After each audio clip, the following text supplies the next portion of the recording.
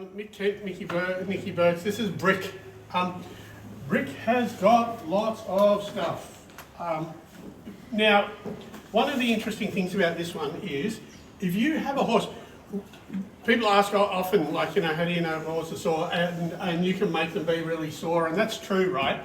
But you can also, if you've got a horse that is like this and is so hypersensitive to touch, wherever I touch, you can see all that spasming, you need magnesium, right? So, and I mean proper magnesium. I use a thing called Mag. It's a magnesium oxide powder. It is crude, it uptakes really well. It's cheap, you can get it at any stock feed here in Australia.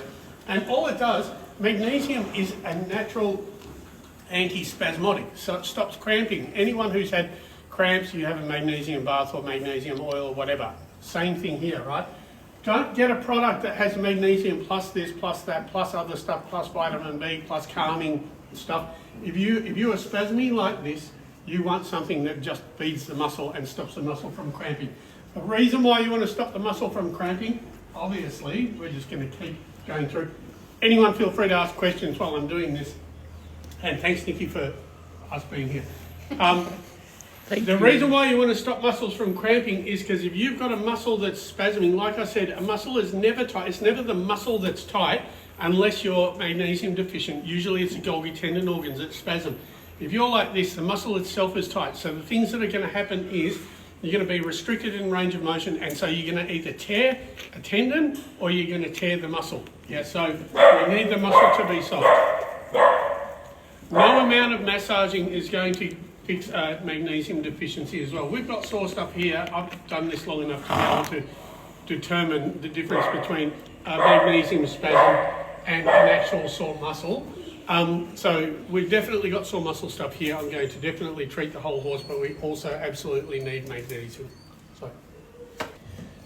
So we're just going to go through this whole horse and systematically treat all the little muscles, like this is lower neck, bicep, pec.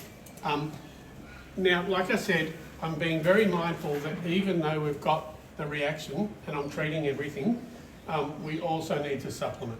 Yeah. So yeah. Oh, she looks beautiful. Hey, Poppy. You get on there. He's Christian's live here. Come on, Pop. Jump on over. Poppy's the main worker. Can I talk about what I've been doing? No. Oh, you just be quiet. You can talk about what you've been doing. What have you been doing? Yeah. I've been helping with greyhounds. Oh. Our pop is it. Sorry? Come here. You what? I'll just put the race bag in. It's fine, we can't see. Poppy has popped a zit. Poppy's popped a zit on her nose. She's worried that you can see it. Anyway, this is Drew's going to want your beanie. Is this a racehorse you're working on? Yes, it is. Yes, it is. My beanie. What's its race name? Yeah, I love unicorns. Brick. Race name? Wild and Free. Wild and Free is this one. Wild and Free. Why do we have two separate names for when they're racing and when they're... Because you've got a registered name and then there's a pet name. Ah, Poppy, you're meant to be saving me. That's quite funny. Christian gets mauled live on TV. At least we'll, like I said, at least we'll have it on film. So they have the registered race name, but it's the same as any horse sport. You'll have the registered name, which will be some... If it's a dressage horse or a show horse, it'll be some crazy, stupid name. And then you'll have the actual stable name. Right. Urals don't do that. They just keep their race name as their name. But here we've got pet name and race name.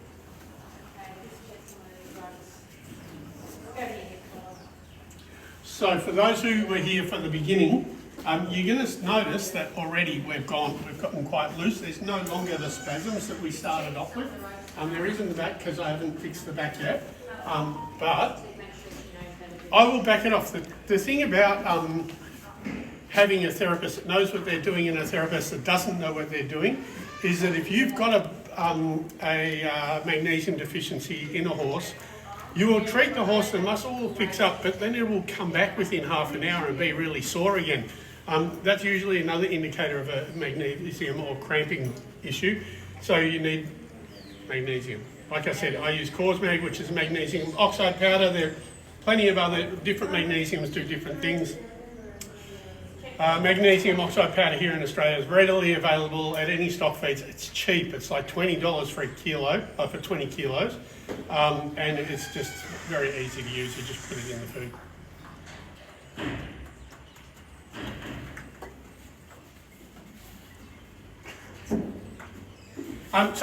While you're watching, any questions on what I'm doing or treatments or what muscle I'm looking at or why I'm looking at it, etc.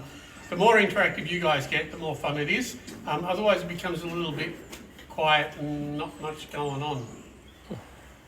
Or if you want to know how big the zit on Poppy's nose was that she popped, she'd be happy to talk about It was really big. How hard do you push? So I don't. I'm actually literally just touching the muscle.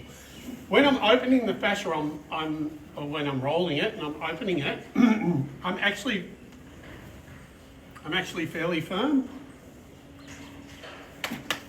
But when I treat it, when I go like now, you could probably slide a sheet of paper under my fingers. It's like I'm really not putting any pressure on the muscle at all. It's energetic, right? So I'm actually just, I often talk about like the mobile phones, like, you know, it's as hard as you would touch the screen on your mobile phone. That's what how I'm touching it. So I'm not pushing, I'm just touching it. There you go. And Shell says, unreal. I don't even have a horse, but I watch all these videos. How cool is that? So good. I love that. Yeah. So we're trying to actually make this normal. We're trying to make this normal. So, you know, that's the whole idea. So, just in case you forgot, we're going to flip this over in a second. I've treated this side. I want you to look what this side looks like now, right? Yeah, so I've treated this side as opposed to, we're going to just, hey Nick, how are you?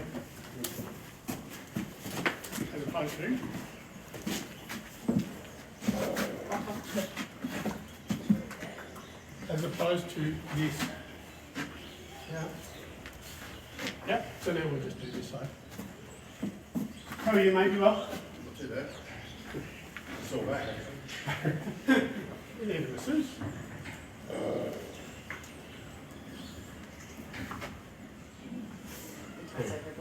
Hey? You might be able to fix it. Oh, you should get, do you have an ultrasound machine? I do. Yeah. Too bad. Anyway, so there we go. So we're just going to... Yeah, they went really well. Who was there? Abby, Maggie, Gloria, and Jackman, Benny, and Sunny T. Zoe, Sunny T. Gloria bet Maggie.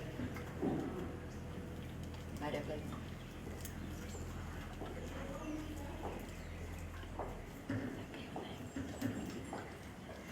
Sorry. It's all right. It's all right. Don't apologise, this is why we're going live. Anyway, so we're just going to systematically go through this and trip it all out. Same as the other side, but like I said earlier on, this is a horse that has a magnesium deficiency. Means that it's cramping. Means that when I treat the muscles, they will relax. But in about an hour or so, it'll come back and it'll be spasming again. The actual the muscles will be fine. It's just the actual they will release. They will just be a bit crampy and spasming again. So we want to help that with herbs or minerals.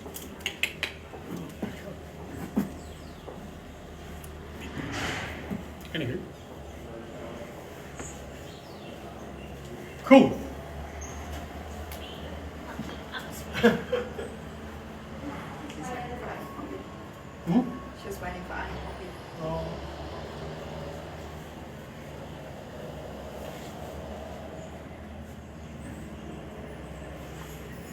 Any questions? Best magnesium supplement from Deco Pony. I like Cosmag. Oh, here it's called Cosmag. It's a magnesium oxide powder. Like I said, it is crude. It takes up crude. It's crude, but it takes up well. So they use it well, and it stops cramping very easily. You can do other stuff, I'm sure. I know people use Epsom salts. I'm not a fan. It just gives them diarrhea. I'm not, I would prefer magnesium oxide to anything like that. Yeah. Now this one trialled the other day. Did it do it right? Yep, Was she it? went really well. She went really well, but you know, we just got a whole bunch of stuff going on.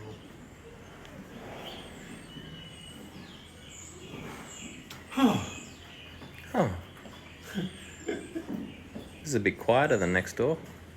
Oh, because everyone's Oh, finished. because everyone's It's gone. that- Yeah, It's yeah. that time. They Yeah. might finish next door. Oh yeah, no, they had Yes. just as we finished.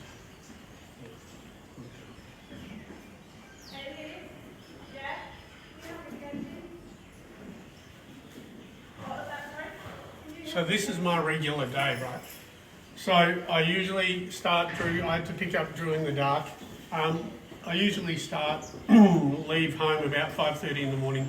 Get home about 7 o'clock or 8 o'clock at night. That's usually the way it goes. And this is what I do all day, every day. When we're not doing This. this social media stuff. Anyway.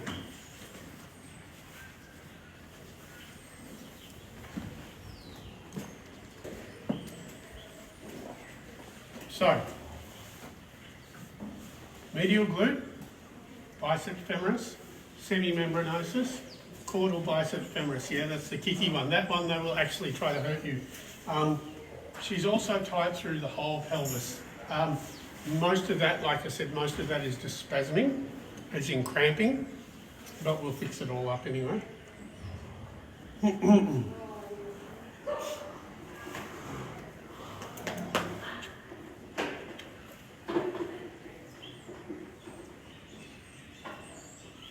Right, and as we said, if anyone's into harness racing or anything like that, next stable is a harness stable. So tell your friends. Or how body cool. work. So yeah. you know what's really interesting is I occasionally do the ones to music and don't talk. So that's the difference, right? I don't know if you've been watching while I've been going and it looks like I do nothing. That's the difference. So she's going to be able to use that now. All right. So we're just about done with this one. Live and free, was it? Hang Yeah. on. What's it start? Wild and free. Wild and free. Oh. Right, wild and free. As you can see, she's really wild. Yeah. Should be fine. So we're at that, after I've treated, we're at that state with her. If you noticed when we first started, she was quite bitey. Now she's in that more parasympathetic state. Now, we haven't had yawning, licking, well, we'll have licking and chewing, but again, we can have a conversation about releases. I'm not a big person for releases being hanging my hat on a treatment based on releases. A lot of people are. I don't. I think it's. I don't think it's direct enough. I don't think if this one's licking and chewing. I don't know what part of my whole treatment that came from. Anyway. Oh, she's done it back. She's back on. Is there anything you can do to help stifle injuries? Yeah, stifle injury. You know what? Time so it heals, and then work. Like if you've got locking stifle, the best thing for it is work. There are definitely muscles that attach into the back of the stifle, like the caudal part of the biceps femoris is definitely one that you want to treat. You want to make sure that your hamstrings are nice and loose because they all feed into the back. So yeah, that's definitely a thing that you can do. But again, rehab is not. You'd be dealing with either a physio vet or someone like me, but I don't know. Mostly work, but you got to let it heal. It depends on what the stifle injury is, and being clear on what the stifle injury is. Johanna says it's 3:30 a.m. now in Finland, but I have to keep watching. Oh my God! I was in surgery, so I am Oh, no. sick at home. Sick note. Oh no! I'm waiting for the trotters. Oh, are you? Yeah, they'll be soon. We're just about to finish with this one. In fact, we are finished. We'll whack a rug on, and then we'll write some notes and go to the trotters. Cool. This one's done. So, actually, are we still? Yep. So again, now I've treated this side, and you can see, in comparison to what she was, we don't have any, well, we almost don't have any biting, and everything's gone nice and soft now, right? So when we started, she was jumping around, buckling, doing all that, and now we've got absolutely nothing. So she should go a lot better. We're definitely putting her on magnesium, and she'll probably run in about 2 weeks, or retrial or run. Yeah. Yeah, run in about 2 weeks. Anyway, there you go. So she's done. Amazing. Thanks, Drew. No worries. Thank you.